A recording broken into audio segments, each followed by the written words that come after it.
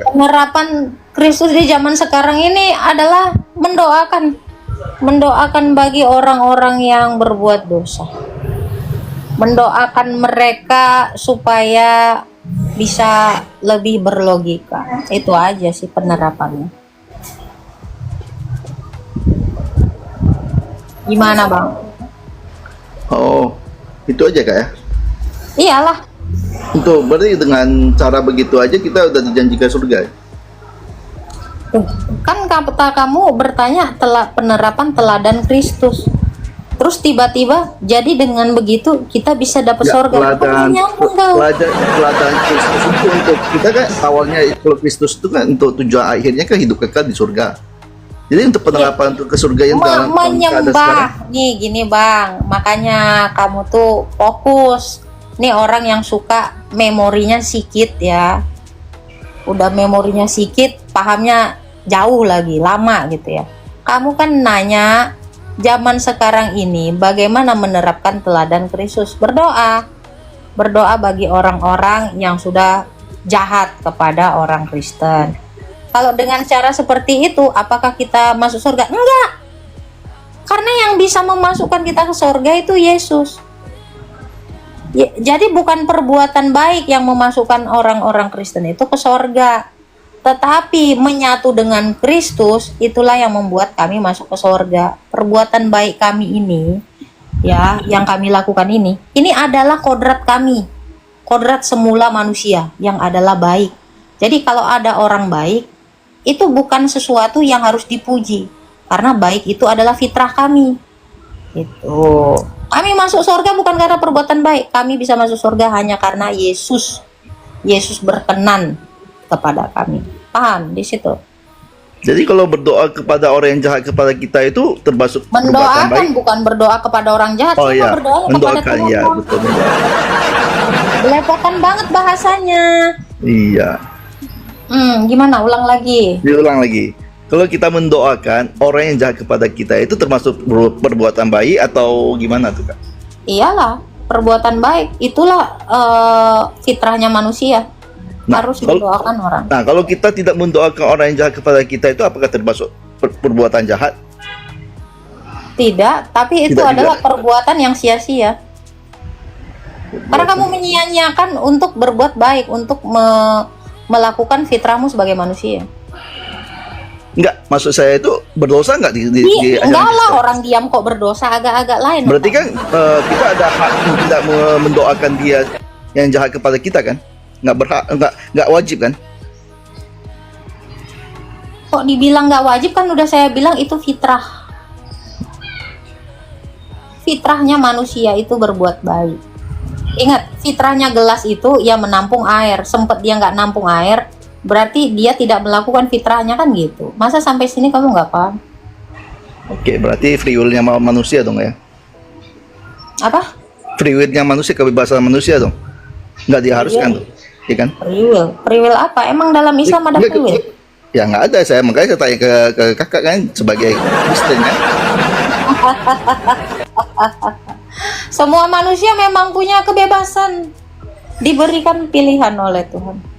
Kamu mau melanggar kodratmu atau kamu mau tetap pada kodratmu. Jadi berbuat dosa itu adalah melanggar kodratmu.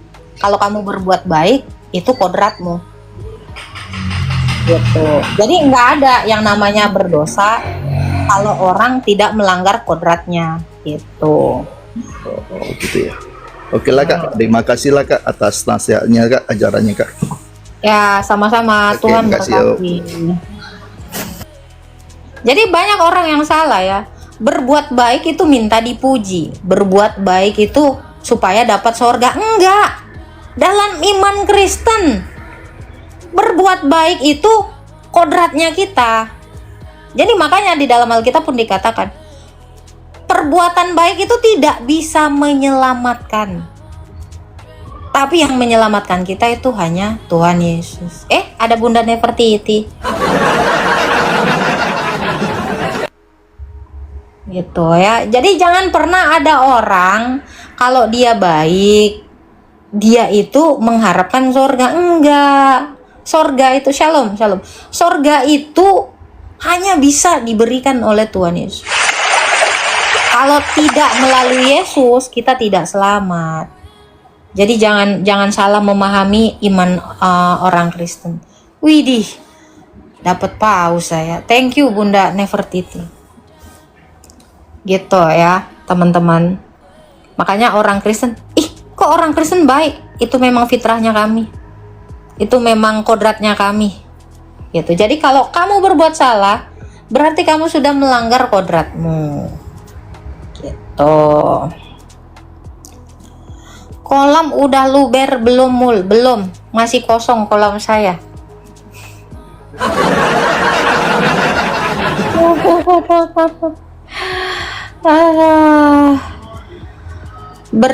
Berbuat baik itu suri tauladan. Bukan, berbuat baik itu bukan suri tauladan. Suri tauladan itu adalah menjadi sama seperti Yesus. Itu dia melakukan seluruh Taurat, itu adalah suri tauladan. Karena hanya Yesus yang bisa melakukan seluruh Taurat gitu. Jadi berbuat baik dengan melakukan Taurat itu akan menjadi selaras nanti. Selaras mencapai kodrat kita yang semula gitu. Awas terblokir Bun akunnya. Enggak lah, jangan diblokir-blokir lah. Hari gini masih ngeblokir. Cemen itu namanya. Silakan teman-teman kalau ada lagi yang mau bertanya, ya kan? Ingat ya, jangan lupa dukung Bunda jadi OKB. Orang kaya banget. Gitu. Untuk teman-teman Kristen juga, kalian ini rajin-rajin lah baca Alkitab. Biar kita itu jangan salah dalam menafsirkan sesuatu. Jadi kalau ada orang yang mengajarkan yang salah, kau langsung connect gitu kan. Oh, itu ada di Alkitab. Itu enggak gitu dalilnya. Itu saran aku gitu. Di Alkitab kan dikatakan hanya Allah yang baik. Jadi manusia ada yang baik? Enggak ada. Kenapa? Karena manusia sudah jatuh ke dalam dosa. Itu ada dalilnya. Jadi kalau ada yang bilang, Pak Toyo ini baik, kau sedang mengakui dia sebagai Allah berarti. Jangan, karena manusia itu nggak ada yang baik. Sekarang ini setelah jatuh ke dalam dosa, awal mula sebelum Adam dan Hawa jatuh ke dalam dosa, itu Allah melihat segala sesuatunya baik dan dia memberkati manusia itu. Ya udahlah. Jadi untuk teman-teman ya yang ngasih paus, sebenarnya mereka ini bukan berbuat baik. Ini memang kodratnya.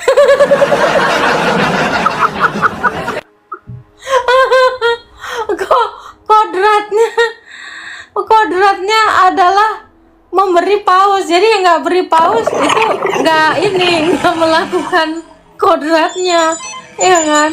Oh my god, ada lagi. Majang gitu. Pengikut Edis nih ya. Saya mah pengikut Kristus Bang Gemi. Anda jangan salah. Kami itu bukan pengikut Edis ya. Mohon maaf. Melawan kodrat ya yang nggak kasih paus. Betul. Karena yang berbuat baik itu adalah yang sebenarnya kodratnya manusia. Aduh. Mantul bagus, setuju. Apaan sih bagus, setuju? Menarik host. Ya iya dong. Nah ini contoh ya, contoh orang yang melawan kodratnya ya. Ini si siapa namanya ini tadi? Siapa namanya anjir? Hilang nih dari sini. Yang melawan kodratnya ini adalah tiba-tiba Coki ya. Si Coki ini melawan kodratnya sebagai manusia ini. Memberi sebab sudah diberkati ya. Kita itu memberkati orang dan menjadi berkat bagi orang lain juga. Ya saling memberkati lah. Izin saya keluar ya. saya mau pindah ke channel lain. Iya, ini karena dia udah melanggar kodratnya ini. Jadi kalau kamu jangan tersinggung ya, kalau kamu melanggar kodratmu hari ini, ya besok kan bisa gitu. Jangan dipaksa. Setiap orang itu kan harus berubah, mengalami pembaharuan. Ada yang gerak, iya jangan gerak dong bang, bercanda ini bang. Aku diem aja, iya, diem aja lah, daripada salah ya kan. Aduh. Halo, Salam Bunda. kalian. Salam. Mau nanya, boleh kan? Boleh banget.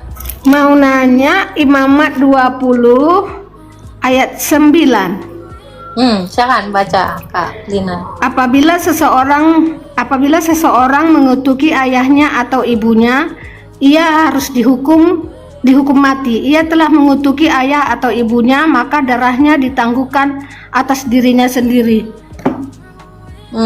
Pertanyaannya, kan anak-anak saya sudah ke gereja semua, sudah Kristen. Jadi apakah itu termasuk mengutuki ayahnya? Yang ayahnya yang bukan seiman lagi dengan dia. Belum nyambung saya. Kan di ayat 9 ini, apabila seseorang mengutuki ayahnya atau ibunya, ia harus dihukum mati. Ia telah mengutuki ayahnya atau ibunya, maka darahnya ditanggungkan atas dirinya sendiri. Apakah salah anak-anak ini mengikut Kristus? Itu apakah termasuk dia mengutuki ayahnya? Saya tanya, anak Anda masuk Kristen atau mengutuki orang tuanya? Menurut saya nggak mengutuki, makanya jadi Ya udah. Karena mengutuki dengan masuk Kristen itu kan dua hal yang berbeda, Bunda. Kenapa dikatakan ditangguhkan darahnya? Karena melanggar 10 perintah Tuhan gitu. Iya. Mengutuk itu artinya bukan dia masuk Kristen. Masuk Kristen kan bukan hal mengutuk gitu. Itu adalah pilihan, karena dari awal Tuhan Yesus itu memberi kebebasan bagi semua orang. Tidak ada mengatakan murtad atau masuk Kristen itu mengutuk. Nggak ada itu. Iya, Jadi makasih anak bunda itu ya tidak salah gitu. Iya. Itu tidak melawan kepada orang tua, bukan. Karena manusia semuanya bahkan diberikan kebebasan untuk memilih. Bahkan ya, itu di dalam iman Kristen. Bahkan di Indonesia sendiri aja kebebasan memeluk agama itu dilindungi. Berarti itu sesuatu yang tidak melanggar HAM dan tidak melanggar hukum Taurat. Itu. Jadi nggak mengutuk. Iya, tapi ada juga yang menguatkan saya karena saya baca di Markus, Matius, Lukas, kan ada di Markus 10 ayat 28 sampai 31. Matius 19 ayat 27 sampai 30, Lukas 18 ayat 28 sampai 30, upah mengikut Yesus. Jadi tapi saya tanya dulu lah, salah nggak anak-anak saya gitu? Makanya saya nggak salah. Justru di Alkitab dikatakan kalau kamu lebih mengasihi orang tuamu dibanding aku, kamu nggak dapat kerajaan sorga. Kita harus lebih mengasihi Tuhan kita, karena yang bisa memasukkan kita ke sorga itu Tuhan Yesus, bukan mama bapak kita. Namun setelah kita mengenal Tuhan Yesus, kita lebih mengasihi orang tua kita. Mengasihi begini ya Bu ya, mengasihi bukan artinya mereka salah kita ikuti. Itu bukan mengasihi. Mengasihi adalah ketika orang tua kita salah, kita memberitahu ajaran yang benar, itu baru mengasihi. Jadi banyak orang yang salah memahami arti mengasihi. Kalau orang dikasihi kan dikatakan, jikalau aku mengasihi kamu, akan kutegur dan kuhajar. Berarti apa? Mengasihi orang yang salah harus ditegur, harus diajar, bukan dibiarkan gitu. Iya.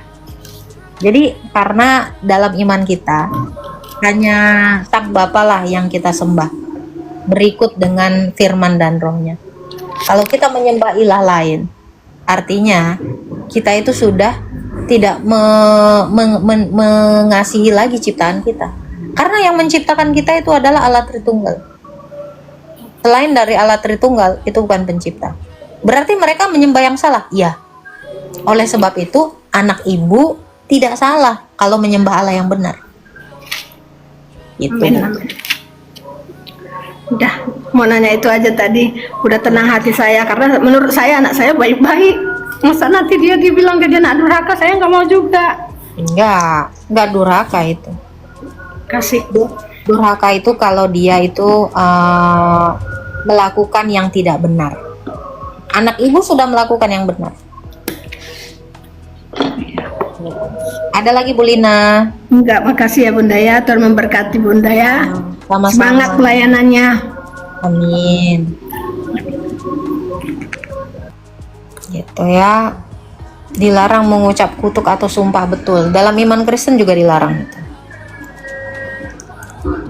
On cam dong host. Aku seneng lihat hostnya. Kamu harus seneng dengar firman Tuhan, bukan dengar lihat hostnya. Gitu ya.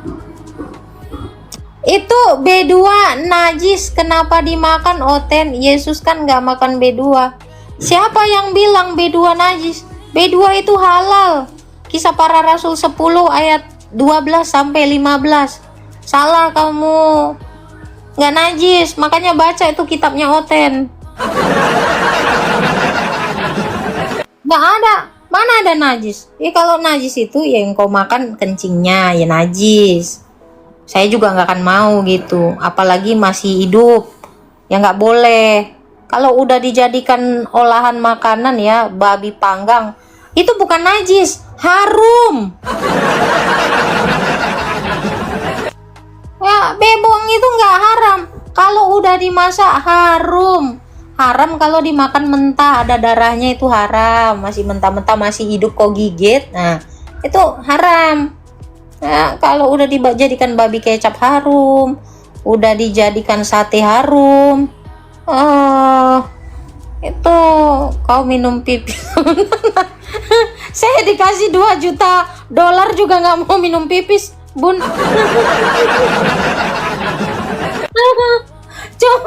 cuman orang-orang yang kurang ya kepalanya yang mau minum pipis itu ya. Aduh, mohon maaf ya, saya masih waras Bang, saya mendingan minum Fanta dah. Lembut Kak.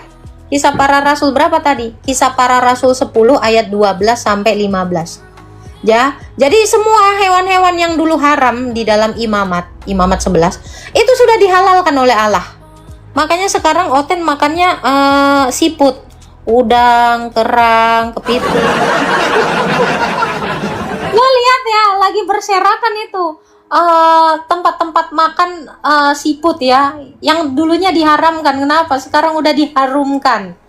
Jadi kalau udah harum dimakan sayang ya, kalau nggak harum ya diharamkan lah. Gitu. Baca.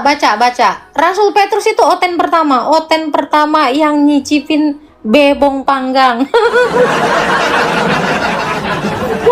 Masih jadi misteri sampai sekarang ya. Rasul Petrus itu di mana dia warung BPK-nya? Gua mau ke sana karena Rasul Petrus adalah yang makan BPK. BPK pertama ternyata Rasul Petrus yang menemukannya. Aduh, keren. Dah gitu ya. Jadi untuk teman-teman RT 6 yang kalian kira bagi Oten bebong itu haram, itu halal, Cok. Hanya kau baca Alkitabnya dulu. Kau kan nggak baca Alkitab, hanya kau nggak tahu. Kau kan nggak baca Alkitab. Halo Pak Hendra.